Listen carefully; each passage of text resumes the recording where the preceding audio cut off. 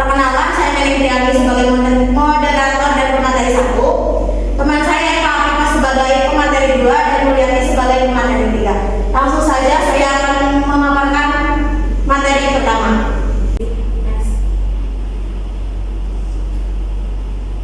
PID adalah sebuah infeksi yang akan menyerang organ reproduksi wanita seperti halnya serviks, rahim, dan juga ovarium. Infeksi ini juga terkenal dengan sebutan radang panggul. Biasanya hal ini terjadi karena adanya infeksi bakteri pada penularan hubungan seksual. Wanita yang paling banyak mengalami radang panggul tersebut adalah mereka yang berada pada rentang usia 20 sampai 25 tahun yang masih aktif berhubungan seksual dengan pasangan. Gejala awal terjadinya infeksi ini yakni munculnya rasa nyeri pada panggul atau perut bagian bawah. Nyeri tersebut cenderung parah dan akan sangat mengganggu aktivitas wanita. Di samping itu, gejala lain yang sering ditemukan pada PID adalah mudah merasa lelah, demam tak berkesudahan, keluar rumput yang lebih banyak dan lebih sering dari vagina, dan warnanya berubah menjadi kekuningan. Frekuensi menstruasi lebih lama dan lebih deras, nyeri saat buang air kecil, nyeri saat berhubungan seksual. Penyebabnya yaitu adanya infeksi bakteri dari vagina dan juga mulut rahim ke organ reproduksi. Ke organ reproduksi lain yang lebih dalam seperti halnya uterus dan juga Fallopi. Adapun jenis bakteri yang sering mengalami infeksi tersebut yakni Neisseria gonorrhoeae dan juga Chlamydia trachomatis. Di samping itu, radang panggul ini juga dapat disebabkan oleh patogen lain yang ganas dan sangat berbahaya. Pencegahannya yaitu dengan pertama yaitu jangan berganti-ganti pasangan. Kedua, gunakan kondom saat berhubungan seksual.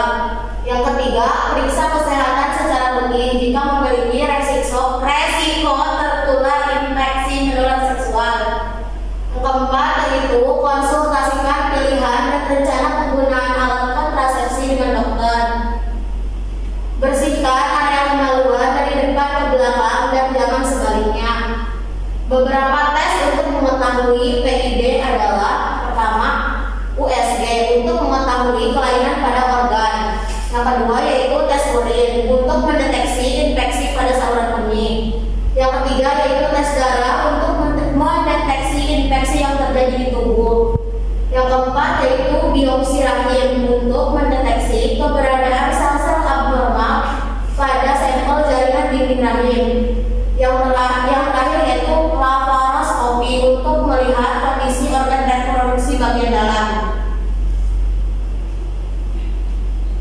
Komplikasinya yaitu infertilitas atau kemandulan. Kedua yaitu kehamilan ektopik. Yang ketiga yaitu nyeri panggul kronis. Yang keempat yaitu abses pada ovarium atau tuba Fallopi sepsis. Obat-obatan. Jika disebabkan oleh infeksi bakteri, dokter akan meresepkan antibiotik pasien yang mengalami radang panggul berat, sedang hamil atau mengalami penumpukan nanah atau abses, perlu mendapatkan perawatan rumah sakit. Dokter akan memberikan antibiotik melalui suntikan dan cairan infus. Selain antibiotik, obat untuk meredakan gejala seperti nyeri dan demam yaitu ibuprofen atau paracetamol. Operasi dilakukan jika terjadi abses pada radang panggul. Selain itu, operasi juga dilakukan jika abses pecah atau berpotensi untuk pecah. Operasi dapat dilakukan dengan menyedot, mengeluarkan, dan membersihkan cairan abses. Guna mempercepat proses penyembuhan, pasien tidak boleh berhubungan seksual selama masa pengobatan. Materi selanjutnya akan disampaikan oleh pemateri 2.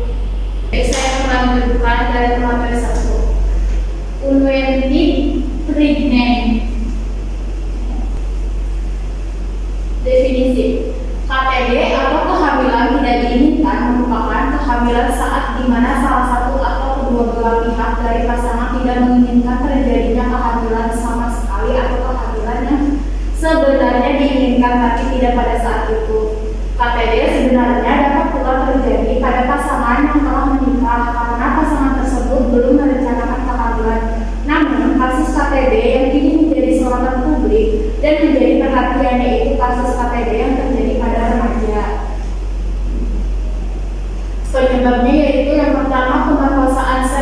bebas atau seks pranikah.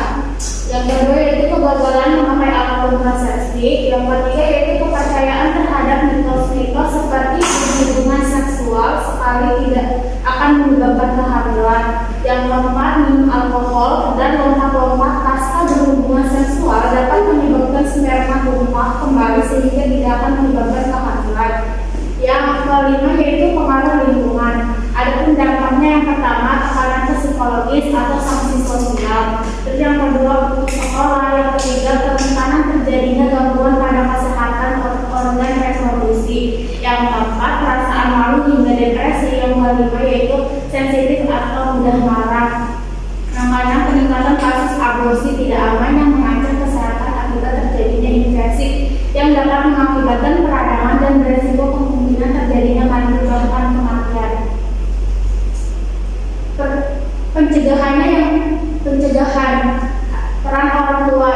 Yang pertama itu menanamkan pola asuh yang baik pada anak sejak dini. Yang kedua yaitu membekali anak dengan dasar moral dan agama. Yang ketiga yaitu berkomunikasi yang baik dan efektif antara orang tua dan anak. Yang keempat yaitu menjadi tokoh panutan bagi anak. Terus peran pendidik atau guru. Yang pertama memberikan informasi yang benar bagi siswanya terkait masalah yang rentan dihadapi remaja. Yang kedua memberikan keleluasaan siswa untuk mengekspresikan diri pada kegiatan ekstrakurikuler. Yang ketiga yaitu menciptakan kondisi sekolah yang nyaman dan aman bagi siswa. Peran media, sajikan tayangan yang mendidik bukan menjerumuskan, tidak menayangkan sinetron atau film yang cenderung memprovokasi remaja untuk melakukan tindakan menyimpang termasuk seks bebas. Bertanggung jawab menyajikan tayangan yang layak untuk ditonton bagi remaja. Adanya rubrik khusus dalam media massa atau cetak elektronik yang bebas biaya khusus untuk remaja. Peran remaja itu sendiri, ikuti kegiatan-kegiatan yang positif, perbanyak informasi yang penting dan berguna untuk pengembangan diri, lebih berhati-hati dalam menyerap informasi dari sumber yang tidak jelas, hati-hati dalam bergaul dan memilih teman karena bisa jadi teman dekat yang dapat menjerumuskan untuk melakukan seks bebas sehingga berujung kepada APD. Selanjutnya yaitu saya akan menjelaskan tentang HRT yaitu hormone replacement terapi. Definisi terapi pergantian hormon adalah cara yang efektif untuk meredakan gejala perimenopause dan menopause. Ini dapat mengurangi kejadian dan keparahan hot flash dan juga risiko osteoporosis. Penelitian sebelumnya menunjukkan adanya kaitan dengan kanker, tetapi ini masih diselidiki. Ini dapat membantu menjaga kulit tetap muda, tetapi tidak dapat mengembalikan atau menunda keseluruhan efek penuaan. Setiap wanita yang mempertimbangkan HRT harus berbicara dengan dokter yang mengetahui riwayat medisnya.